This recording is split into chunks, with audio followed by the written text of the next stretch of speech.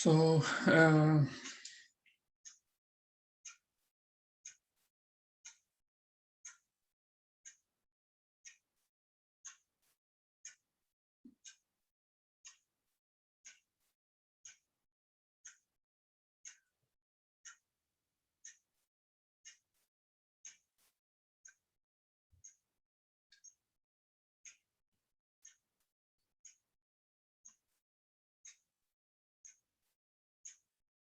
okay, so we're just quickly gonna do a scale for the chapter we're doing. So these will have a shadda on the second root letter. So it's similar to what we've done before, but it's going to change the meaning slightly. We'll discuss the meaning. But in terms of the form, the word will have shadda on the second letter, right? So if I just say ana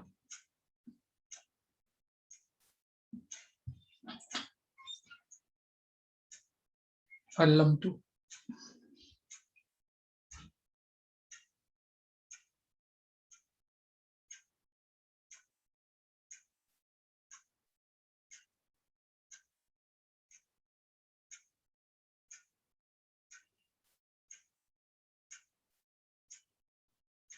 So we're talking about this is active.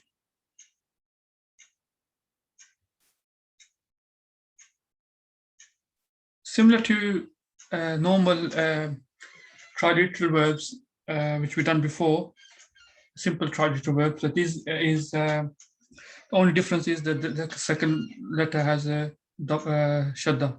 Nahnu, ana allamtu, nahnu allamna.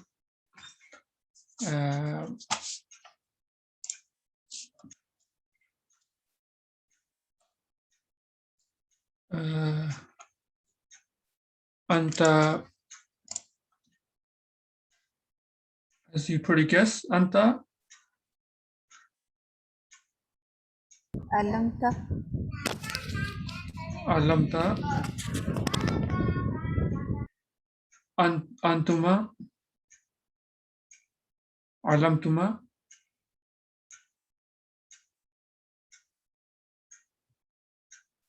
Ma.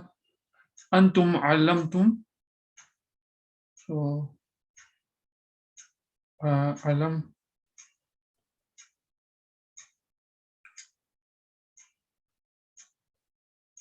Alamtum. Anti alamti, antuma alamtuma, antunna alamtunna. Hiya allama, huwa allama, huma allama, hum allamu. Do you think I need to write everything down? I think you should be okay. So that's antum. Because next lesson, the reason why I'm writing these down is next lesson, you will be required to memorize this and read it out in the class quickly, like without hesitation. Anti alamti. Antuma.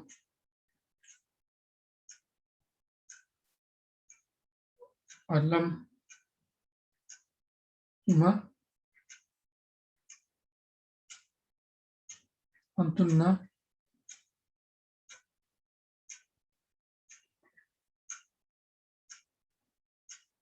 Allamna.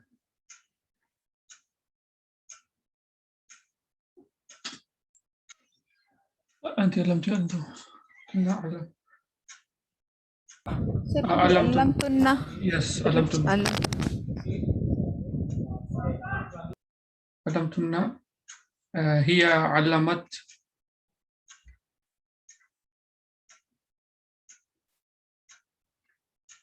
هم علمتا. There's no space to write everything, but I'm not going to write it. I think you understand how to do it now. Then in majhul, this was the active verb. Now the passive verb would be so allamtu means I taught. You know, it's allama yu'allim means to teach, right? It comes from the word ta'alim. So allamtu, I taught, because alima means to know. This is the the second form, which we said either makes a word causative, so you become the cause of the action. So alima means to know. So allama means to teach. So you become the cause of learning. So somebody knows, you're the cause of them knowing. Or becomes transitive, which means if the word karuma means to be noble, right? Karuma, he was noble. You can't. Karuma doesn't take an object. It doesn't have an object. It just has subject because it's called intransitive. It means it doesn't require a object. But if you say karama, it changes the meaning to honor someone. So when you say karamtuka, I honored you, then it becomes a verb which requires a object. Okay, let's for this for now. Al-mudari majhul would be ana. What do you think? علمت. Where do you get that from? Talking majhul ana. Why is it alamat? Why alamat? Why you think about something totally different?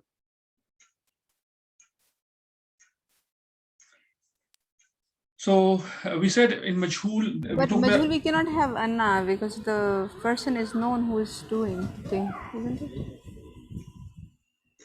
Majhul should be where the doer is unknown. So allama means to teach, right? So ana allamtu, I taught. So talking about मैंने किसी को पढ़ाया. And anna ullimtu, the majhul would be mujhe paraya gaya. Okay, I was taught. Yes, I was taught. So it becomes passive in that way. Ana, so, and I mentioned before the way passive made for past tense works is that the first letter of the radical gets dhamma and the second gets a kasra. So it becomes ullimtu. Nahnu ullimna. Nahnu. Good thing about passive is it just has the same form. Nahnu ullimna, anta ullimta.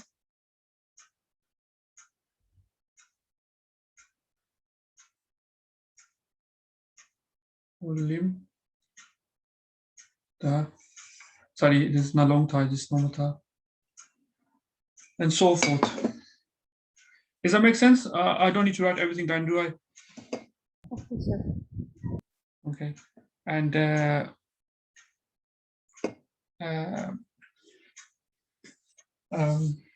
al-mudari gonna be, we said the alamat al-mudari, which is the initial prefix, will give it dhamma. And the first radical fatha, and the second radical will get kasra. U'allimu. Right? U'allimu. Ana u'allimu. Nahnu nu'allimu. Anta tu'allimu. Nahnu nu'allimu. So no.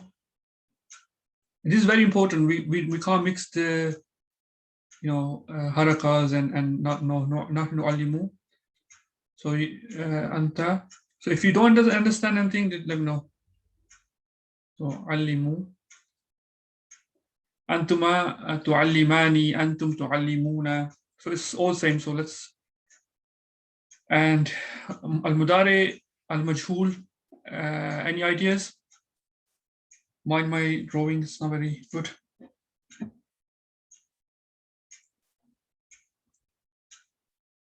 So how's it gonna be majhul? Any Sudais or Farhana?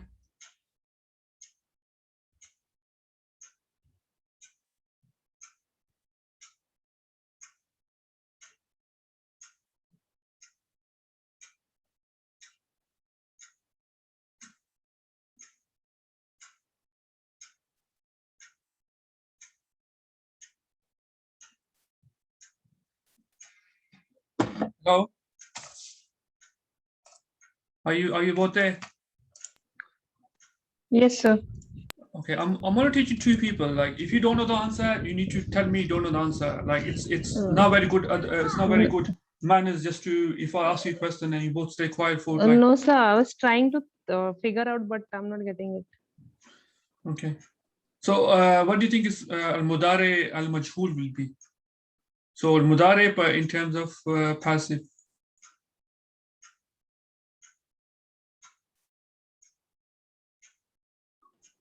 Ana ullima. So, it's going to be ana u'allamu.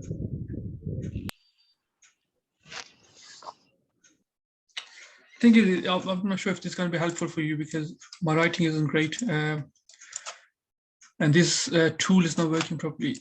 Okay.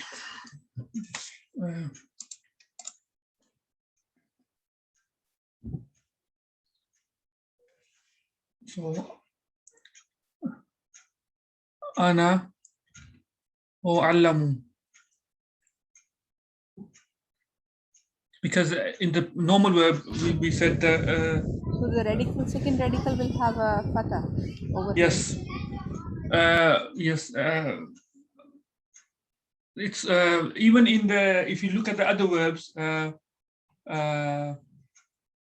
yu'lamu, ana u'lamu. So if you even look at the normal verbs with that, the simple triliteral verbs, you notice that the second radical will have fatha in this case. Ana u'allamu, nahnu nu'allamu, anta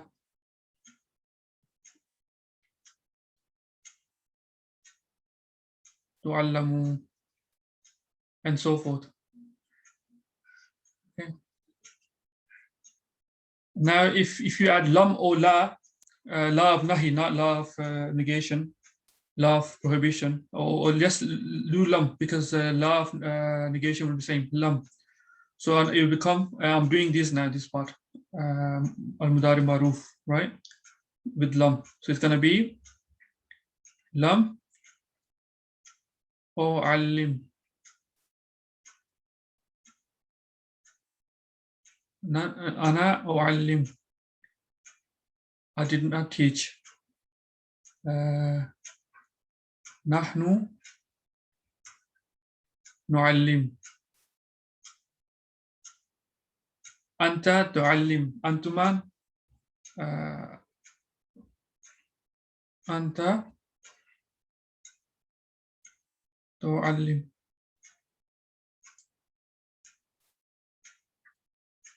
Antuma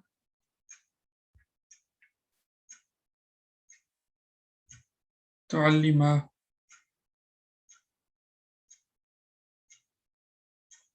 Antuma tu'allima.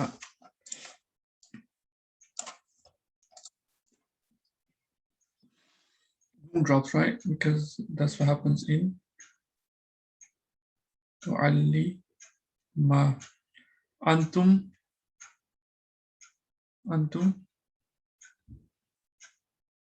tu'allimu. So it's similar to what I've done before. If you know the other verbs properly, you will notice the only difference with doing getting here now is we have shadda. That's the only difference, really. Antum tu'allimu. Normally we tu'allimuna, the moon drop tu'allimu. Anti tu'allim. Anti tu'allimina. Oh, sorry, you're talking about lam here, lam. All of these are nam.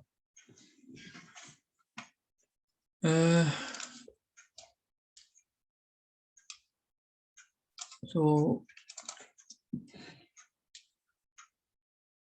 lam, because lam is making the change, right? So if you say lam, it's not going to be tu'allimina, it's going to be tu'allimi.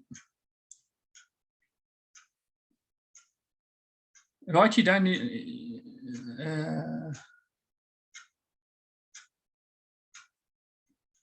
Lam tu'allima because normally it would be two, antum. Antuma lam tu'allima. Antunna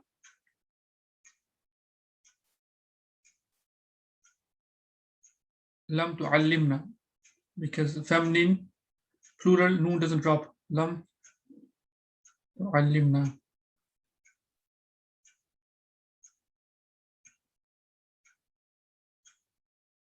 Then it's going to be huwa yu'allimu, huma yu'allima. Sorry, again lam. Huwa lam yu'allim, huma lam yu'allima, hum lam yu'allimu, hiya lam tu'allim, hiya lam tu'allima, hunna lam yu'allimna. So if I do the last one, so it's going to be, I'm not doing the rest, just do the last one. Hunna yu'allimna. Stays make sense? Yes, sir. Farhana makes sense? Yes, sir. Okay. Al-amr, the command, how do you think it's going to be? Amar Any- is Anta tuallim. Okay, Fail Amr, first thing we said with the Lamatul Mudare drops. So we normally we said, because you're referring to Anta now, Anta, second person, we said Tuallim.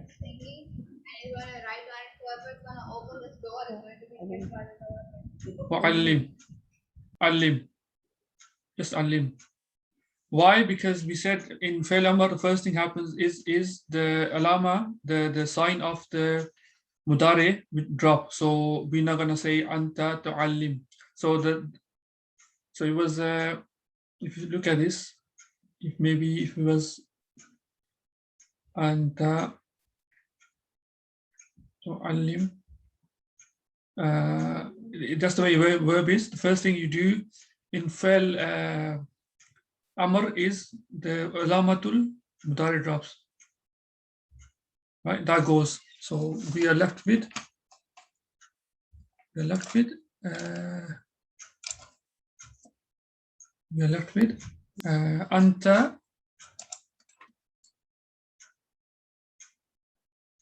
Anta we left with this alif. The last letter will have school. Now in the other verbs we added alif. The reason why I added alif, because the first radical had something Sakoon. as school, right? Yeah. So we can't pronounce words with where the first letter has a school. So that's why we added alif. Here there's no need, because there's already a haraka on the first radical. When we drop the ta, ain already has a fatha. We don't need to add anything. So it becomes alim, anta alim, antuma alima. So antuma alima, antum alimu. Obviously, schoon at the end is the key. So remember, anta alimu.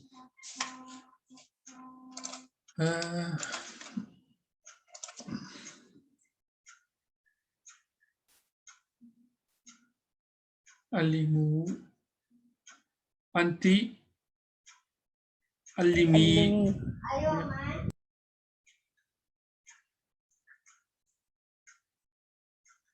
Antuma alima again, and Allima. antum Allimna. antuma is to complete. Alima, antunna allimna.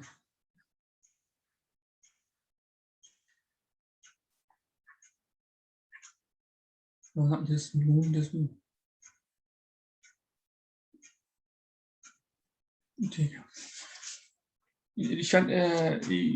Have you written down if you haven't already? Kuwait, or you got it down? So we have written it down. You wrote it down, yeah? Antunna and then Say that again. you're talking about the whole table or you're talking about the Amal? No, I'm saying you wrote what I wrote here down here. So you could. I haven't filled in everything, but if you wrote this down, it'll be sufficient for you to write everything down. Yes, sir, we will write it down later. We haven't written. From the recording, yes, you write it down, yeah. Yeah, whatever you have Yes, written, sir. we have written.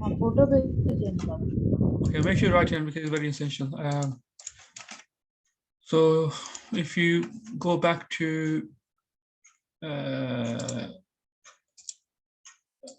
new share, can you see the book? Yes, sir. Okay.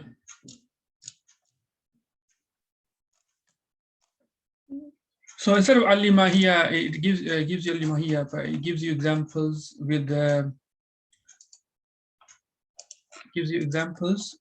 kassara. Same thing, kassara means to smash.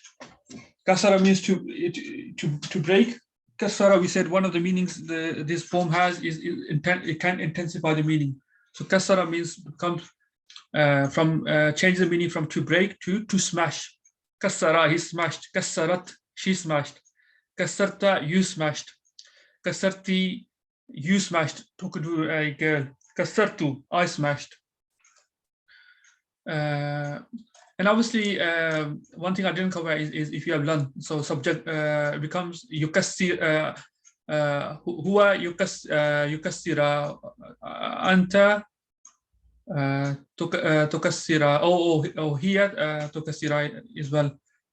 And so forth. The only difference is that the second the last letter will get a fatha, or if it has noon, the noon will drop. So we done others. We done Jusif. Jusif means with lam, right? Jusif is with lam, or law of negation. Sorry, law of prohibition. Law of nahi. So when you say don't do this, don't break, don't smash, like that. And this is Amr, Kassir, Anta. He has the first one, Anta. So second one, Anti. Anti is his feminine here. Then for dual is Kassir, Kassira, and plural is Kassiru, masculine plural. And Kassirna is for feminine plural. And participles, ism fa'il and ism maf'ul. So when you say that, when you want to describe the dua, so the smasher is going to be the formula you're going to follow is it's going to start with mim, mufa'ilun. This is the dua, and so mukassirun becomes smasher, the person who's smashing. And if you make ism maf'ul, the passive, it becomes similar, but instead of getting kasra on the second radical, it gets a fatha. Mufa'alun. So muqassarun. So smashed. So somebody smashed the table. The person who smashed the table will be muqassir, and the table, because it's been smashed, it become muqassar. Does that make sense? Yes, sir. Yeah, and then the action, verbal line done before, which means which would mean breaking, also sorry, in this case smashing, or if it's ta'lim, allama yu'allimu, and the verbal line of that is ta'lim, would mean because allama means to teach, ta'lim would mean teaching.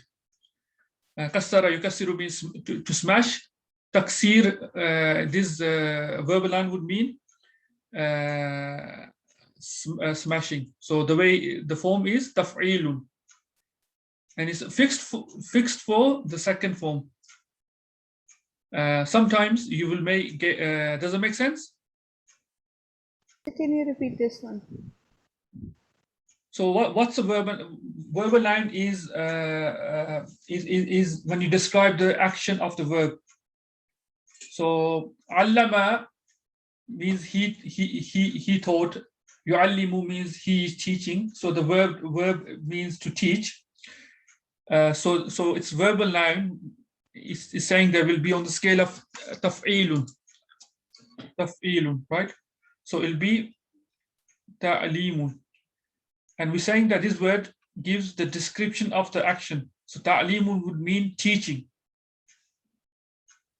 Does that make sense? Yes, sir. Here saying kassara, yukassiru means to break, taksiru means breaking. Also it's saying the verbal noun can either be done taf'ilun, or sometimes this is more frequent, but sometimes it may come with this form, taf'ilatun.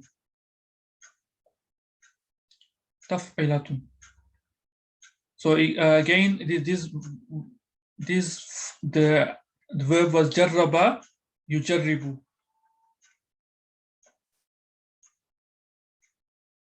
Right? To experiment. And its verbal lines is tajribatun, which means experimenting.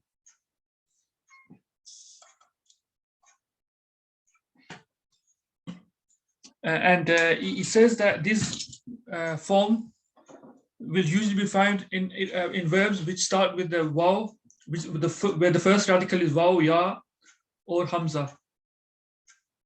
Sorry, which will not start with end with last radical. This will be done in chapter 26 and 29. So we'll do this later. And even rarer verbal form is taf'alun. Taf'alun. I haven't really come across this in books in Arabic, so it is quite rare, I think. Taf'alun is, for example, rahaba means to welcome. Rahaba, yurahibu, to welcome. Tarhabun means welcoming. But this is very rare, I think. Taf'alun is very rare. So the passive form is giving here, which already done. Kussira, yukassaru, these are passive.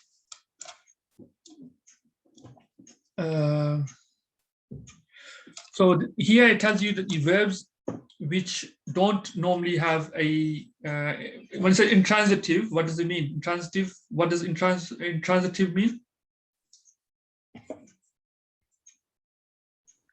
When you don't need an object to carry on that action. Yeah. So when it doesn't have any object. So for example, karuba. So when you say karuba,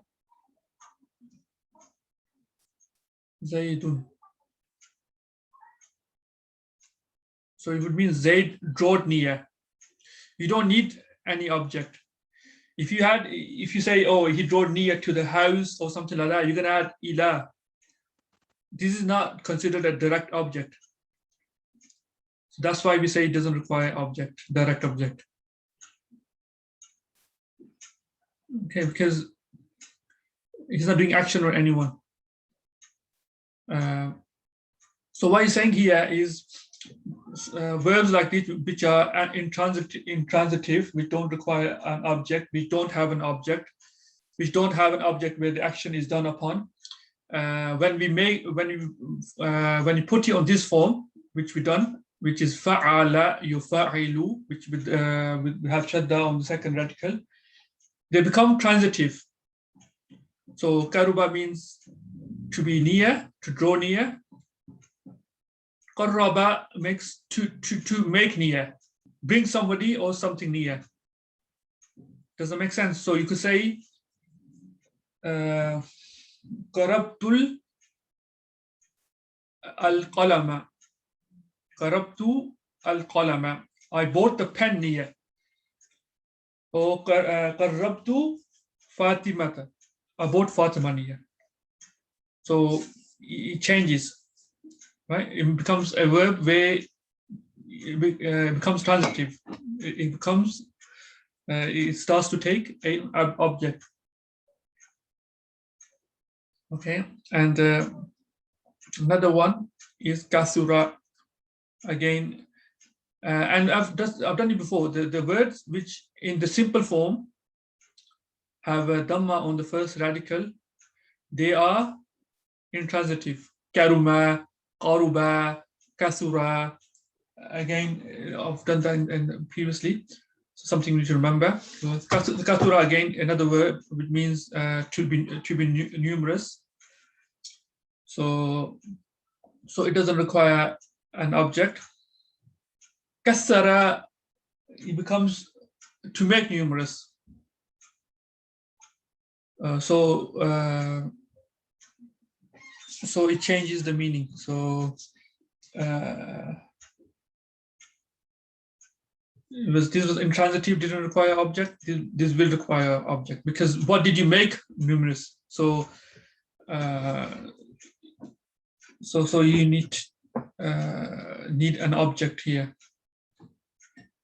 So the transitive will have a shadda plus a dhamma fatha on it, the second radical.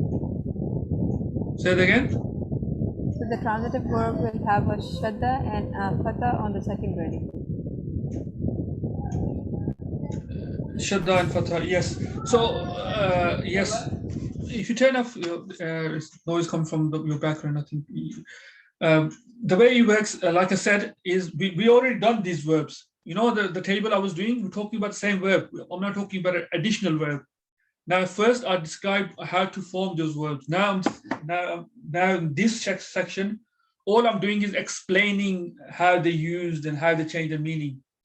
So yes, it has a shadda and it has a fatha on the second radical, but this is what we already covered when we started the lesson, when we were drawing the table. Here, what it's doing is describing what impact does he have on the meaning. So the first thing he said is that if the verb in the simple form was intransitive, in the simple form, if the verb didn't have a object, when you put it on this scale, when you put it on fa'ala, it will take a object. So it doesn't mean just qarraba. It means qarraba, qarrabtu, qarrabna, qarrabta, qarrabti, qarrabtuma. All these are transitive. Same with in mudare, u'allimu, sorry, uqarribu, I will bring niya, or I'm bringing niya. Uqarribu, nuqarribu, tuqarribu. So all these verbs which fit on the scale of fa'ala become transitive they become transitive. So here we're talking about transformation of the meaning when we put it on this scale. Does that make sense, Sudais? Yes, sir. Okay. And then the second impact meaning it may likely to have is that transitive verbs are made causative or double transitive. What does that mean? For Hana, what do you think that means? Yes, sir. What do you think this means? Transitive verbs are made double causative or causative or double transitive. Means we are putting more emphasis on the second radical, and the meaning changes from a learner to a teacher, from a like broken to breaker. Okay. Okay, that's partly. So let's look at it. Sir, one more just question. Yeah. So like Karuba or Alima was from Form 1, which we had learned till now. And with the Shadda, it's from Form 2, right? Yes. So Form 1, when you look at dictionary, it's not going to say Form 1. It's because this is the simplest form. You don't. There's no number. The one. You could call it one if you want, if it helps you. But there's no just for my understanding. Yes. That's fine. Okay, first thing we discussed transitive. With transitive says words which have an object. Double. So if the verb is transitive, you make it double transitive, which means you will have two objects. You can have two objects. So for example,